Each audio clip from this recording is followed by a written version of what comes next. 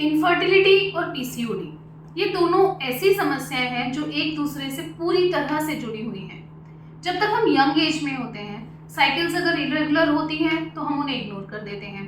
शादी के बाद भी बहुत बार हमें ऐसा बोला जाता है कि अच्छा पहले इरेगुलर थी तो शादी के बाद ये नॉर्मल हो जाएंगी, और इस चक्कर में हम इतनी बड़ी समस्या को छोड़ देते हैं। तो आखिर इनफर्टिल पीसीओडी के कॉम्प्लिकेशन क्या है कि वो इतनी बड़ी समस्या है। पीसीओडी लेटर स्टेजेस में जाकर इनफर्टिलिटी क्रिएट करता है। आज हम यही जानेंगे इस वीडियो में कि आखिर इनफर्टिलिटी और पीसीओडी कैसे एक दूसरे से कोरिलेटेड हैं। जब भी किसी फीमेल को मेंस्ट्रुअल साइकिल होती है तो पीरियड के सेकेंड डे से ओवरीज के अंदर कुछ प्राइमोडियल फॉलिकल्स रिलीज होते हैं, जिसे हम बेस फॉलिकल्स या एंड्रल फॉलिकल्स भी कहते हैं।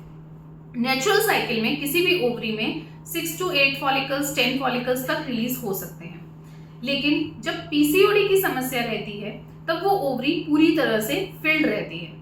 मतलब उसमें छोटे छोटे सिस्ट, पानी के सिस्ट होते हैं, हालांकि ऐसा कोई कॉम्प्लिकेशन नहीं करते, बट ओवरी को पूरी तरह से कवर कर लेते हैं। छोटे छोटे पानी के सिस्ट होते हैं। अल्ट्रासाउंड्स में ये ऐसे लिखे हुए आते हैं कि 15 to 20 अवेलेबल हैं, प्रेजेंट हैं, 10 to 15 प्रेजेंट हैं, इस तरीके से। तो ये ओवरी को पूरी तरह से कवर करते हैं। अब अगर एक नेचुरल साइकिल चल रही है तो इन जो प्राइमोडियल फॉलिकल्स हैं इसमें से कोई एक डोमिनेंट फॉलिकल कैसे बनेगा? सभी फॉलिकल्स आपस में फाइट करते हैं। ऐसा रहता है कि एक सर्वाइवल जो है वो फिटेस्ट का होगा, तो एक डोमिनेंट फॉलिकल जो है वो निकल कर आ जाता है, यानी कि एक फॉलिकल बड़ा हो जाता है और बाकी सारे जो हैं वो प्रीमेच्योर ही रह जाते हैं। तो ये जो डोमिनेंट फॉलिकल है ये हमें 8-9 डे तक मिल जाता है। कभी कभी हमें जल्दी भी मिलता है, बट नॉर्मली जो है वो 8-9 डे तक एक डोमिनेंट फॉलिकल डिसाइड हो जाता है। यही डोमिनेंट फॉलिकल 11-12 डे तक जाकर अच्छा खासा साइज का बन जाता है, और जब ये 18 से 20 mm के बीच में या 25 mm तक जाता है तो उसके बाद ये रप्चर होने की कंडीशन पर आता है, जिसको हम कहते हैं ये मेच्योरिटी है, यानी कि ये मेच्योर फॉलिकल हो गया है।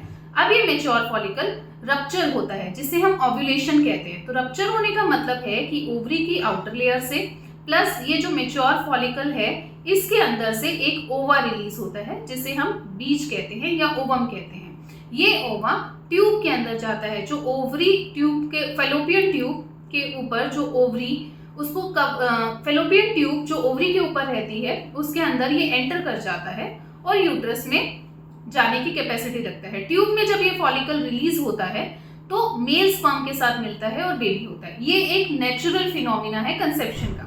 अब पीसीओडी की ओवरी में क्या होगा? ये इतने सारे छोटे छोटे फॉलिकल्स हैं कि यहाँ पर 8 to 9 डे पर भी ये छोटे छोटे ही रह जाएंगे, क्योंकि किसी भी फॉलिकल को डोमिनेंट होने के लिए स्पेस नहीं मिलता, या वो हार्मोन्स उतने रिलीज नहीं हो रहे हैं, हार्मोनल इम्बैलेंस इतना ज्यादा है कि ये 8-9 डे पर भी स्मॉल फॉलिकल ही है।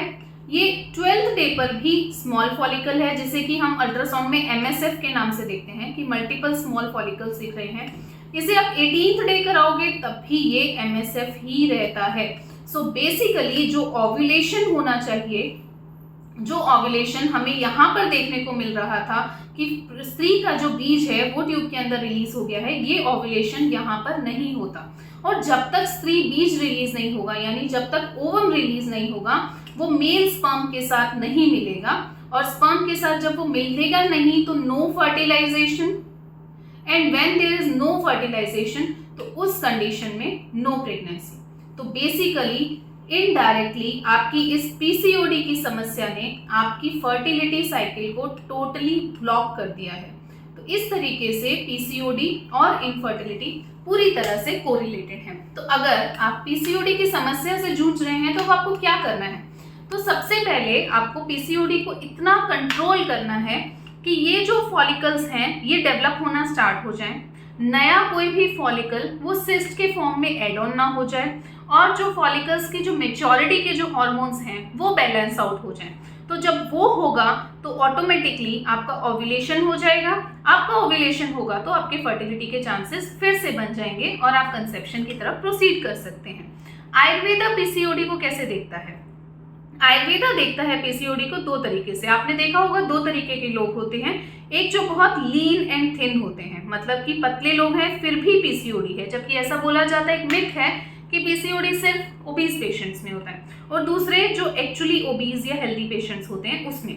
तो लीन एंड थिन पेशेंट्स को आयुर्वेदा अलग सिद्धांतों पर ट्रीट करता है और जो ओबीस पेशेंट हैं उनकी पीसीओडी को अलग सिद्धांतों पर करता है। जैसे ये स्त्रोता अवरोध से रिलेटेड नहीं है, ये क्षयज है, और जो ओबीस पेशेंट्स वाले हैं वो स्त्रोता अवरोध रिलेटेड है। तो जब हम सिद्धांतों के अकॉर्डिंग इस पे काम करते हैं तो आपका ओव्यूलेशन होने लगता है और आपको कंसेप्शन हो जाता है।